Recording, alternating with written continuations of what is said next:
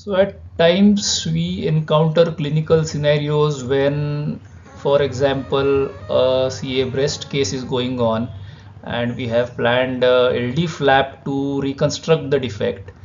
But during axillary lymph node dissection, the thoracodorsal artery is damaged.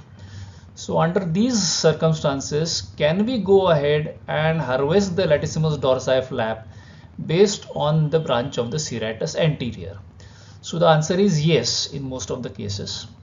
So what happens is the subscapular artery which arises from the axillary artery gives off two important branches, mainly the thoracodorsal artery, which is the blood supply of the latissimus dorsi, and the serratus anterior artery, which supplies the serratus anterior. There can be abnormal or rather variations in the anatomy wherein the thoracodorsal artery supplies the lat dorsi as well as a branch supplies the serratus anterior. So both these arteries arise from the same subscapular artery or arise from the same source vessel, allowing for the potential use of one muscle's pedicle to supply to the other one. So when the thoracodorsal artery is unavailable or it is damaged or compromised, the serratus anterior artery can be utilized to supply the LD muscle.